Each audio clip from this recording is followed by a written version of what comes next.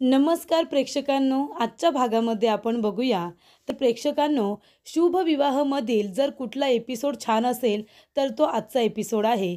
म्हणजे आजच्या एपिसोडमध्ये भूमीने रागिणीची पूर्णपणे वाट लावलेली आहे. आत्तापर्यंत तिने तिच्या आयुष्यामध्ये जी काही पापं केलेली आहेत ना, त्या पापाचा घडा आता भरलेला आहे आणि तिच्या पापाचं वाचांतर इथे भूमीने सगळ्यांसमोर केलेलं आहे.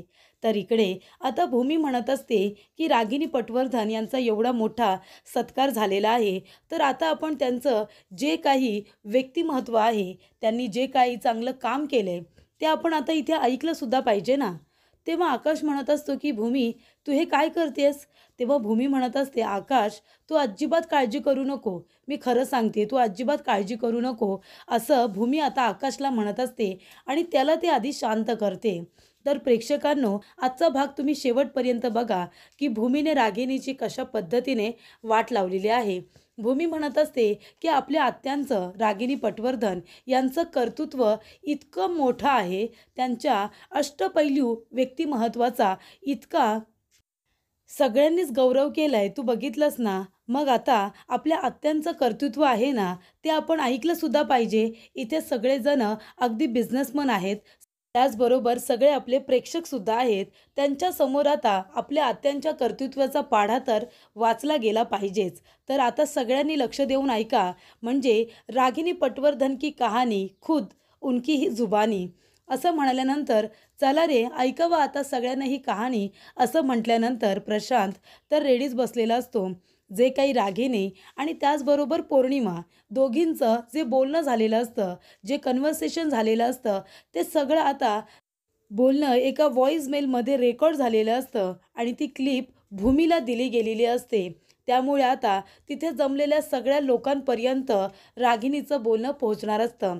तर इथे तिच्या आवाजाला सुरुवात झालेली असते. रेकॉर्डिंग सुरू झालेलं असतं आणि त्याच्यामध्ये रागिनी म्हणत असते की 7 वर्ष मी इथे हसण्याचं, बोलण्याचं नाटक करते आणि हे सगळं ती पौर्णिमाला बोलत असते. रागिनी म्हणत असते, त्या भूमीला मी सोडणार नाही. ती सतत माझ्या रस्त्याचा काटा बनत आहे. त्या काट्याला एकदाचं उचलून बाजूला फेकून द्यायला हवं. त्या भूमीचा आहे ना, जीव घ्यायला सुद्धा मी मागे-पुढे बघणार नाही आहे. कारण ही प्रॉपर्टी मिळवण्यासाठी मी काय काय नाही केलं आहे. ही सगळी प्रॉपर्टी मला मिळावी म्हणून मी माझ्या सख्ख्या भावाला आणि वहिनीला सुद्धा मारायला कमी केलेलं नाही आहे. त्या आकाशला 6 वर्ष मी वेडं बनवून ठेवलं होतं या प्रॉपर्टीसाठी आणि त्यानंतर ही प्रॉपर्टी माझ्या हातात आली होती. पण तरीसुद्धा ती अजून माझी झाली नव्हती. कारण त्या आकाशचं लग्न झाल्यानंतर ती त्याच्या बायकोच्या नावावरती होणार होती आणि हे सगळं त्या माझ्या भावाने लिहून ठेवलं होतं ना.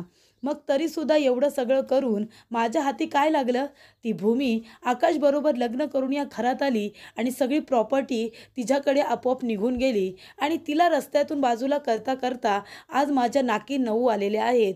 तर इकडे आता ही प्रॉपर्टी माझ्या नावावरती होणारच होती, तर ती आकाशने भूमीच्या नावावरती करण्याचा निर्णय घेतलेला आहे आणि मी हे अजिबात होऊ देणार नाही. सगळीकडे मी बघून हसत असते, खेळत असते, सगळ्यांबरोबर चांगलं वागण्याचं इतकी वर्ष मी नाटक करते आणि हे नाटक करून करून थकले मी आता. पण तरीसुद्धा प्रॉपर्टी जर माझ्या हाती येणार नसेल ना, तर मी कुणालाही सोडणार नाही.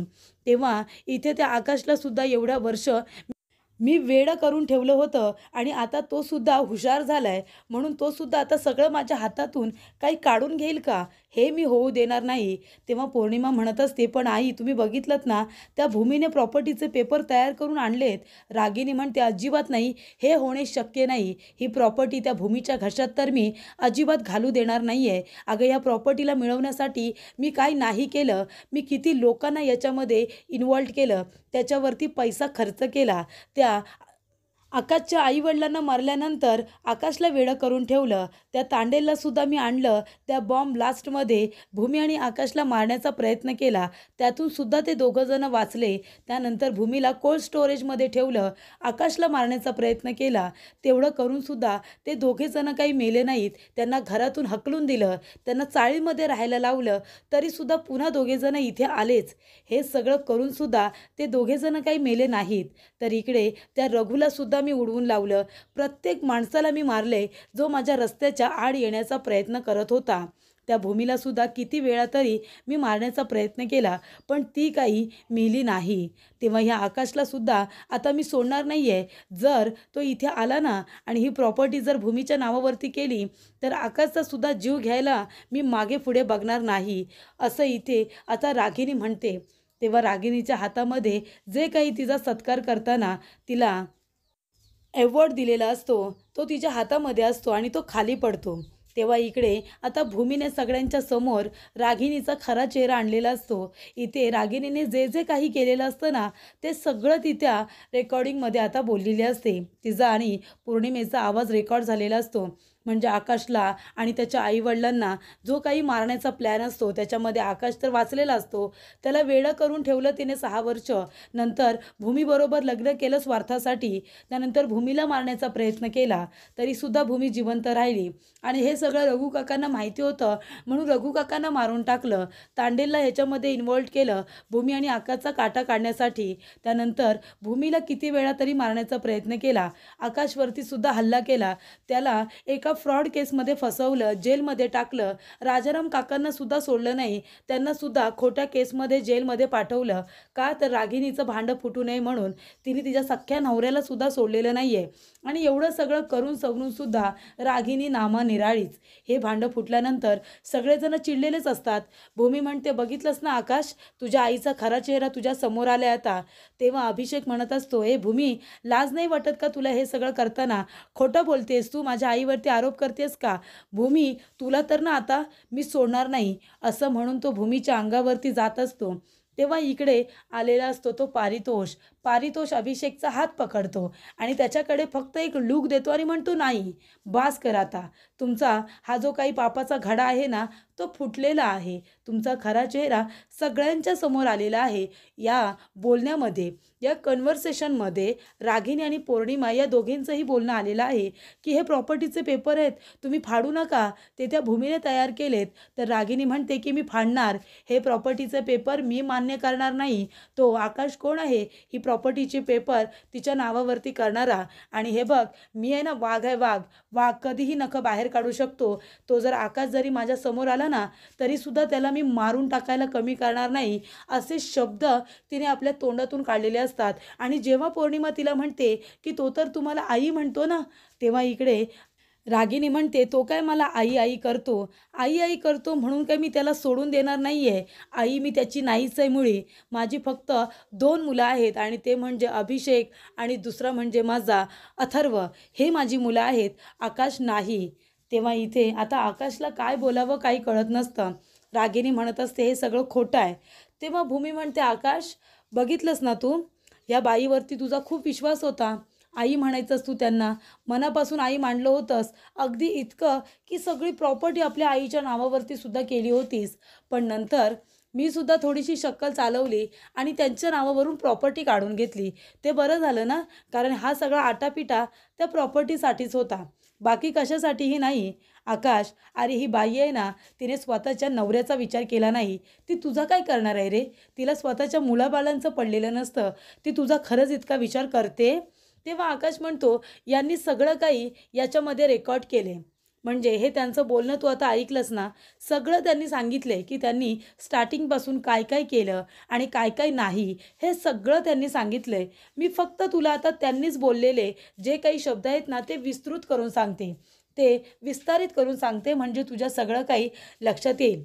आकाश, मी आहे ना तुला 6 वर्षांच्या आधी घेऊन जाते. 6 वर्षाच्या आधी जेव्हा तुझे आई बाबा जिवंत होते, ह्या बाईला बघवत नव्हतं की त्यांच्या वडिलांनी म्हणजे तुझ्या आजोबांनी आणि आजींनी सगळी प्रॉपर्टी तुझ्या वडिलांच्या नावावरती केलेली आहे. आणि ही बाई पैशांची खूपच हलकट, तिला पैसा हवा होता आणि म्हणून तिने विचार केला की सगळी प्रॉपर्टी फक्त दादाच्याच नावावरती का? मी पण हुशार आहे, मलासुद्धा मुलं बाळं आहेत, तेव्हा आता मलासुद्धा प्रॉपर्टीमध्ये अधिकार मिळायला हवा. पण तुझ्या आजोबांनी स्पष्टपणे सांगितलं होतं की सगळी प्रॉपर्टी फक्त माझ्या मुलाच्या नावाने आहे. त्यामुळे ह्या बाईने सगळा प्लॅन केला. तिला असं वाटलं की जर दादाच निघून गेला तर सगळी प्रॉपर्टी आपोआपच माझ्या नावाने होईल, मग ती माझीच होईल ना. आणि म्हणून तिने तुझ्या आईवडिलांचा अपघात घडून आणला. अपघात घडून आणल्यानंतर त्या गाडीचे ब्रेक फेल झाले होते. ते झाले नव्हते, तर ते करण्यात आले होते तुझ्या आईवडिलांचा काटा काढण्यासाठी. ह्या त्यांनी डाव केला होता. त्यांच्या भाषेत म्हणायचं तर हा त्यांचा डाव होता. आणि आकाश, त्यांच्या दुर्दैवाने आणि तुझ्या सुदैवाने त्या अपघातामध्ये तू वाचलास आणि तुझे आईवडील गेले. आणि मग यांना वाटलं प्रॉपर्टी यांच्या नावाने होईल, पण तुझ्या वडिलांनी अशी विल करून ठेवली होती की माझा मुलगा 25 वर्षाचा झाल्यानंतर, त्याचं लग्न झाल्यानंतर सगळी प्रॉपर्टी माझ्या मुलाच्या नावाने होईलच, पण ती सुनेच्या नावाने होईल आणि तेव्हाच ती मुलाच्या नावाने सुद्धा होईल. आणि तेव्हा यांनी तुझं लग्न केलं माझ्याबरोबर. पण त्याच्यानंतर सुद्धा त्यांचं समाधान नाही झालं, त्यांना प्रॉपर्टी नाही मिळाली.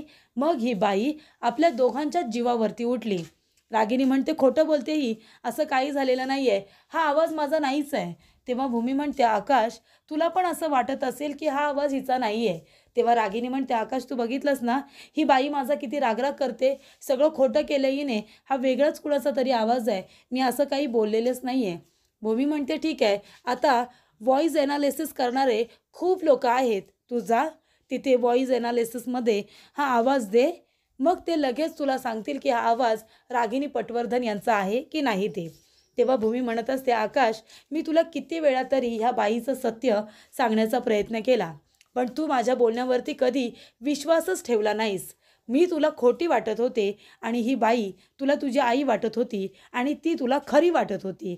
तेव्हा रागिनी म्हणते, अगं किती खोटं बोलशील, मी असं खरंच काही केलेलं नाही आहे, तू माझ्यावरती काही आरोप करतेस, तुला माझ्यामध्ये आणि आकाशमध्ये फूट पाडायची आहे ना. आकाश, बघितलंस तू, ही भूमी आहे ना तुझ्यामध्ये आणि माझ्यामध्ये फूट पाडण्याचं काम करते, म्हणून ती हे सगळं करते.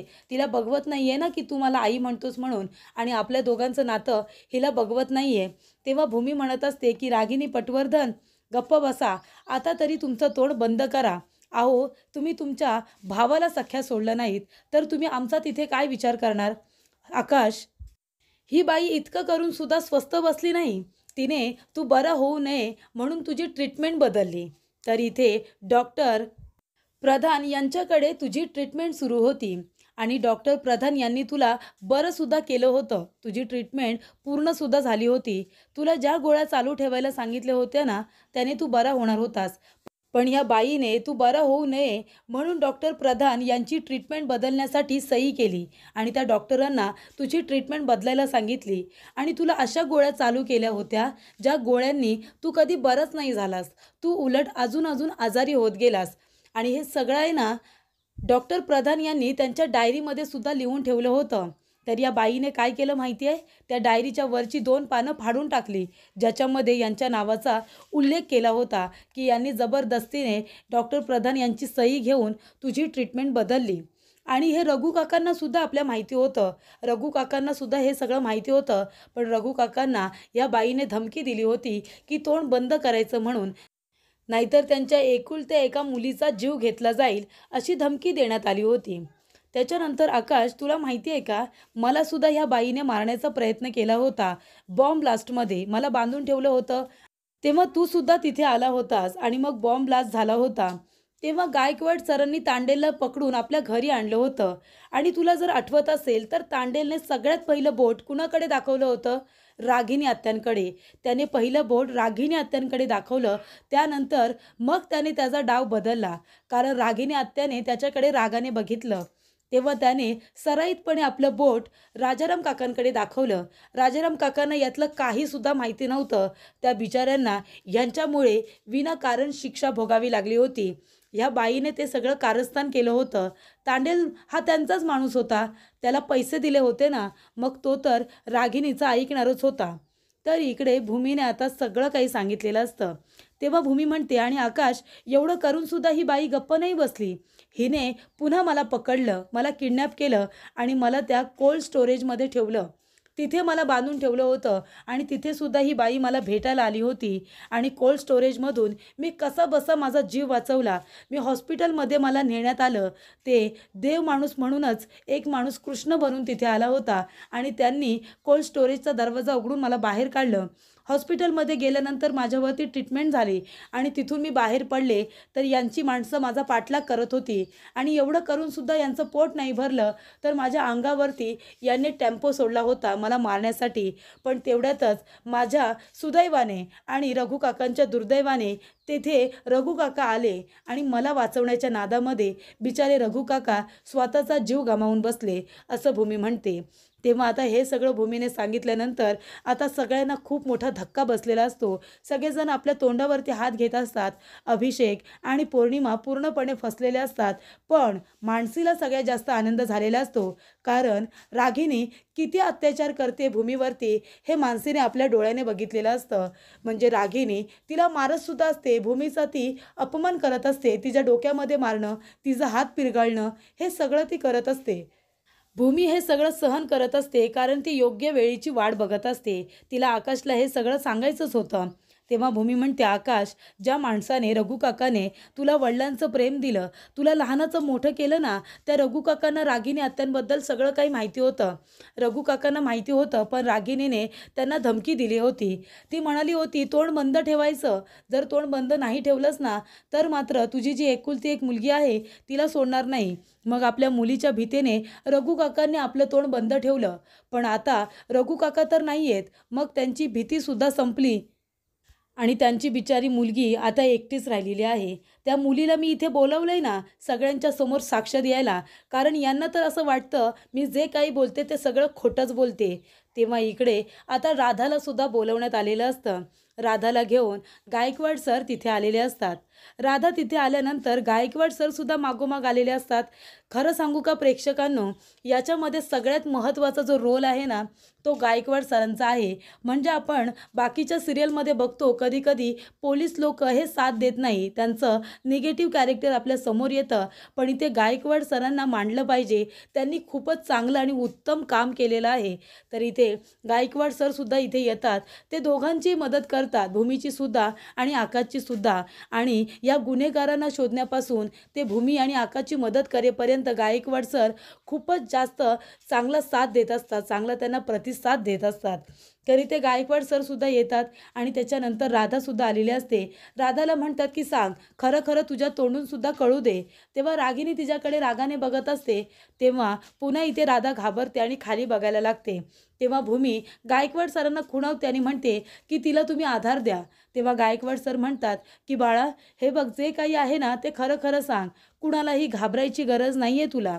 तेव्हा राधा म्हणत असते की या रागिनी मॅडमच्या माणसांनी माझ्या वडिलांना धमकी दिली होती, मला धमकी दिली होती. मला सांगितलं होतं की तुझ्या वडिलांना सांग की तोंड बंद ठेवायचं, तोंडातून एक शब्दसुद्धा काढायचा नाही, नाहीतर त्यांना मारलं जाईल. आणि माझ्या वडिलांना धमकी द्यायची की तोंड बंद ठेव, नाहीतर तुझ्या मुलीला मारलं जाईल. आणि आमच्या घरावरती सतत या माणसांची पारख असायची. पण त्यानंतरला इथे माझ्या वडिलांचा अपघात झाला, ते निघून गेले आणि मग यांची भीतीसुद्धा संपली. त्यानंतर यांनी मला धमकी काही दिली नाही. पण या माणसाने माझ्या वडिलांना खूप जास्त त्रास दिला, खूप म्हणजे खूप. त्यांना इतकं मारलं, इतकं मारलं की त्यांचा जीव निघून गेला, असं आता राधा म्हणते. राधाने आता रघु काकांच्या मुलीनेच हे सगळं कबूल केल्यानंतर सगळे लोक हादरतात. ज्या बाईला business woman of the year 2024 हा अवॉर्ड जाहीर झालेला असतो, तिला देण्यात आलेला असतो, त्या बाईचं हे कर्तृत्व, हे कारस्थान, हे आहेत का तिचे अष्टपैलू व्यक्तिमत्वाचं महत्त्व, हे आहे का, असं आता सगळ्यांना वाटत असतं. भूमी म्हणत असते आणि आकाश, याला सुरुवात कधीपासून झाली होती माहिती आहे का? म्हणजे यांना प्लॅनिंग प्लॉटिंग करायची सवय आहे ना. मी विचार केला की आता मला सुद्धा तेच करायला हवं, कारण पुराव्यांवरती तू विश्वास ठेवतोस ना. बाकीचे सगळेच माझ्या बोलण्यावरती कुणीही विश्वास ठेवत नव्हतं. आणि त्यावेळेला आजींचा वाढदिवस होता, तेव्हा सगळी तयारी केली होती आणि बोलणंसुद्धा रेकॉर्ड झालं होतं. पण काय करणार, त्यावेळेला मी खोटे प्रॉपर्टीचे पेपर तयार केले होते, पण सगळ्यांना सांगितलं की ते खरे आहेत, कारण मला माहिती होतं पौर्णिमा नेहमीप्रमाणे ते चोरणार. आणि पौर्णिमाने ते चोरले आणि रागिनी आत्यांना नेऊन दिले. तेव्हा रागिनी आत्यांना राग आला होता. त्यांना खरंच असं वाटलं होतं की ही प्रॉपर्टी तू आता माझ्या नावावरती करतोयस आणि माझ्या बाळाच्या. तेव्हा इथे प्रशांतच्या लॅपटॉपला जर क्रॅश आला नसता ना तर तो लाईव्ह टेलिकास्ट आपण आजींच्या वाढदिवसालाच बघितला असता. पण त्यावेळेला त्याच्या लॅपटॉपला क्रॅश आला आणि तिथेच आमचं जे काम आम्ही करणार होतो, यांचा खरा चेहरा तुझ्यासमोर आणणार होतो, ते तिथेच फसलं. यांनी खूप त्रास दिला रे आकाश सगळ्यांना. रघु काकांना तर यांनी इतका त्रास दिला, ज्या दिवशी रघु काकांना असं वाटलं की आता रागिनी आत्यांचं अतिरेक होतोय, त्यांनी सगळं काही मला सांगायचं ठरवलं, तुला सांगायचं ठरवलं. आणि त्यावेळेला आपण चाळीमध्ये राहत होतो, आठवते का तुला आकाश? त्यावेळेला चाळीमध्ये असताना रघु काका आपल्याला रागिनी आत्यांचं सत्य सांगायला येत होते आणि हे रागिनी आत्यांना कळलं तेव्हा त्यांच्या माणसांनी रघु काकांना इतकं मारलं की बिचारे रघु काका कोमामध्ये गेले आणि कितीतरी महिने ते कोमामध्येच होते. तेव्हा आकाशला आठवतं त्यावेळेला आकाश आणि भूमी दोघेजण रघु काकांना भेटायला सुद्धा तिथे आलेले असतात हॉस्पिटलमध्ये. तेव्हा भूमी म्हणते, आकाश तुला आठवलं ना, तेव्हा आपण चाळीमध्ये होतो रे. तेव्हा आकाश म्हणतो, हो मला आठवलं.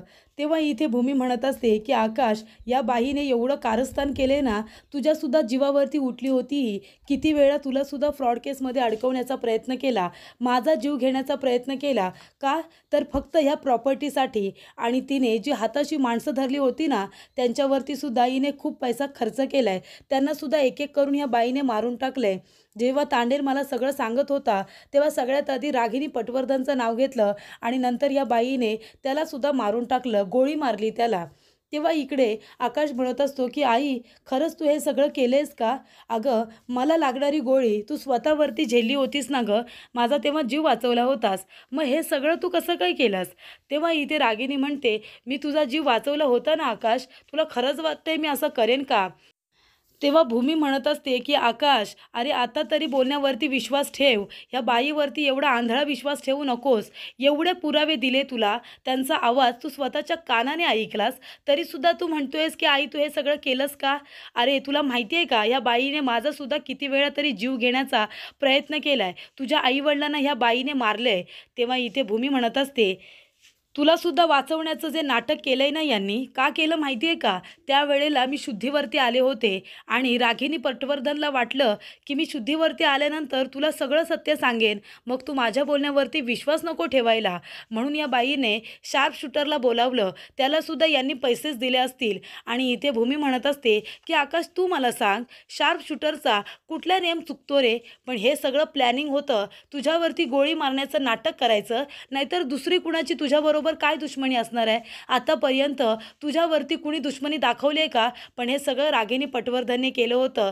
ती गोळी मुद्दामून तिच्या इथे लागली जेणेकरून तुझा विश्वास संपादन करायचा. मी तुला जे काही सांगेन माझ्या बोलण्यावरती विश्वास नको ठेवायला. आणि तेच झालं ना आकाश, तेच झालं. मी किती तुला पोट तिडकीने सत्य सांगण्याचा प्रयत्न केला, पण तू माझ्या बोलण्यावरती विश्वास ठेवलास का? नाही ना, अजिबात विश्वास ठेवला नाहीस तू माझ्या बोलण्यावरती. ह्या बाईचा प्लॅन होता तुझा जीव वाचवण्याचा, असं भूमी म्हणते. तर पुढील भागामध्ये आपण बघूया, इथे रागिनी म्हणत असते की भूमी तू एवढं बोलतेस ना की हे सगळं मी केलंय, का विश्वास ठेवायचा तुझ्या बोलण्यावरती? काय पुरावे काय आहेत तुझ्याकडे? तेव्हा इथे भूमी म्हणत असते की तयारीत आले, आज सगळे पुरावे घेऊन आली आहे. ते बघा पुरावे आले इकडे. तर इथे व्यंकट आलेला असतो. व्यंकट म्हणतो की रागिनी मॅडमने मला पैसे दिले होते, भूमी मॅडमला किडनॅप करून इथे जंगलामध्ये बांधून ठेवायला सांगितलं होतं. तर इकडे आता मेकॅनिकसुद्धा तिथे आलेला असतो. तो म्हणतो, गेली 7 वर्ष ही बाई मला पैसे देते आणि कुणालाही दिसायला नको म्हणून मला सतत जागा बदलायला सांगते. या बाईने मला हे काम करायला सांगितलं होतं आणि त्यासाठी तिने मला पैसेसुद्धा देऊ केले होते. तरी ते आईवडिलांच्या गाडीचा ॲक्सिडेंट घडवून आणण्यासाठी त्यालाच पैसे दिलेले असतात, गाडीचे ब्रेक फेल करण्यासाठी. तेव्हा इकडे रागिनी म्हणते की आई मला माफ कर गं, आई मला माफ कर. तेव्हा इथे आजी तिच्या जोरदार कानाखाली देते आणि म्हणते की इन्स्पेक्टर आत्ताच्या आत्ता हिला इथून घेऊन जा. आणि तेव्हा रागिनीला आता पोलीस घेऊन जात असतात. तेव्हा आकाश तिच्याकडे बघत असतो आणि तो खूपच जास्त मूर्खासारखा इमोशनल झालेला असतो.